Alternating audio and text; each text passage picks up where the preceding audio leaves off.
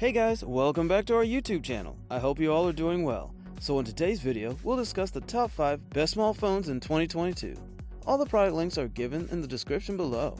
So without further ado, let's jump straight into the video.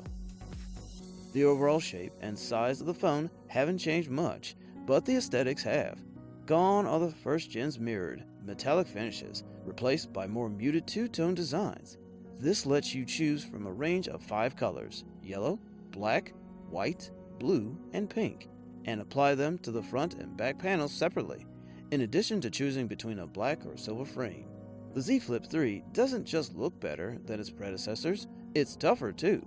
The headline here is the inclusion of an IPX8 rating, which means there's the same level of water resistance as on most flagship phones. However, no rating for dust protection, so you'll still want to be careful at the beach. The new Armour Aluminium frame is 10% tougher than before, while Gorilla Glass Victus, the toughest around, coats the body, and Gorilla Glass DX sits above the lenses. The 6.7-inch folding screen is a full HD plus AMOLED panel, the same as before, but this year has a welcome bump up to a 120Hz refresh rate, which nets you smoother and more fluid animations. The Z Flip 3 packs a small 3300 mAh battery, for smaller than most mainstream Android phones these days. With light to typical usage, it will last a full day, but heavier users will struggle. There are some camera advantages afforded by the foldable form factor, however. The shape means the camera can prop itself up to your choice of angle, ideal for video calls or for setting the phone up for timed selfies. There are drawbacks.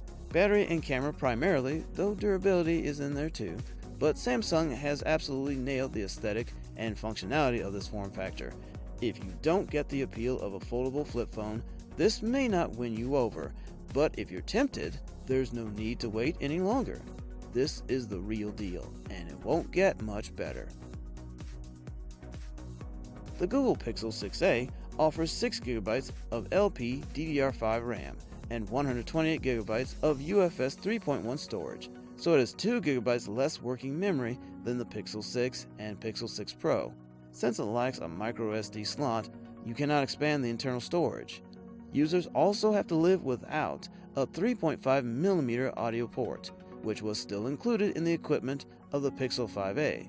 Likewise, there is also no notification LED, IR blaster, or radio receiver. Even though the Pixel 6a doesn't offer any high-end sensors, the camera software does its best to bring the Sony chips to their full potential. The results are worth seeing, since you can't find a better image quality in the mid-range segment. The Pixel 6a is a slim and powerful smartphone that can impress almost all important areas. The 6.1-inch Google smartphone scores with a very bright AMOLED with accurate colors, offers a solid battery life, and easily surpasses most other mid-range competitors with its dual camera system. The 2022 iPhone SE 5G's design is still based on the iPhone 8, but other cues, like the design of the front, date back to at least the iPhone 6. The phone looks a solid decade old, even if there are a couple of years before that's technically accurate, with massive bezels and a tiny 4.7-inch display. It may not be an OLED display, but it has pretty good contrast, and you won't notice that blacks aren't truly inky most of the time. Apple's True Tone feature matches the display's color calibration to the ambient lighting temperature. The A15 Bionic powering the new iPhone SE may have a weird name, but it's more potent than anything you can get in an Android phone. In demanding workloads like gaming, the bigger limit to performance will probably be the screen's resolution, which won't be sharp in some cases to allow the A15 to really push itself. Mid-range Android phones cram in extra cameras purely for numbers and marketing, but the 3rd gen 2022 iPhone SE 5G makes do with a single one, and it's pretty good. Admittedly, it can be tough coming back to a single camera once you're used to the added flexibility of an ultra-wide angle or telephoto. If you're platform agnostic or just want to see what using an iPhone is like these days, this is still a good phone at a reasonable price, whose few drawbacks can be dismissed with a bit of planning. The phone sports the same 5.9-inch panel as last year. Still, Asus made a few optimizations to improve the display's color accuracy. It supports refresh rate up to 120Hz and can automatically switch between 60, 90, and 120Hz models depending on the app or content being viewed. But it's not an LTPO panel capable of the ultra-low power-saving refresh rates seen on other flagships. Powered by Qualcomm's more efficient Snapdragon 8 Plus Gen 1, performance is as snappy as you'd expect.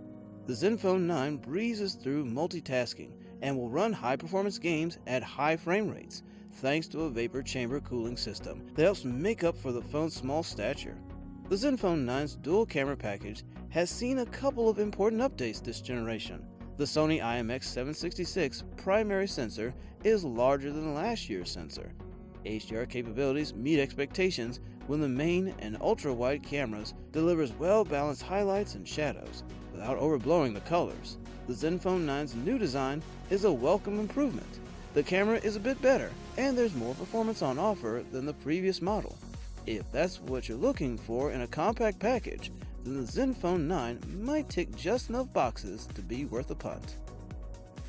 The iPhone 13 mini has an OLED screen with a 5.4-inch diagonal and a 1080 by 2340 pixel resolution.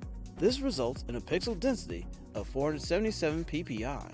It's pretty sharp and pleasing to the eye, especially at that size. You won't be noticing individual pixels. The Face ID enabling notch over the top of the screen has been slightly redesigned. It's now narrower, but a hair deeper than before. It does look somewhat cleaner than before, but it's still very present. The other main grip of the screen is the 60Hz screen refresh ratio. The iPhone 13 mini gets some new camera features, which were only available on the iPhone 12 Pro Max last year. This includes the bigger sensor and the sensor shift stabilization. For one, the sensor's pixels are now 1.7 micrometers, bigger than last year's 1.4 micrometers. A bigger sensor with bigger pixels means that the iPhone can gather more light as you press the shutter button, which allows it to work at faster speeds, reducing blur, and capture better low-light photos. The iPhone 13 mini is the same shape and size as the iPhone 12 mini. The slightly added thickness is barely noticeable, considering the device's tiny size. Still, the added battery life is definitely there. The new Apple i15 Bionic chip is powerful.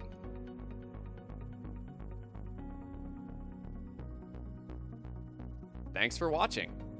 If you liked what you saw, then hit the like button and subscribe to our channel if you loved it. Take a moment to hit the bell icon so you'll get notified of all our new latest uploads.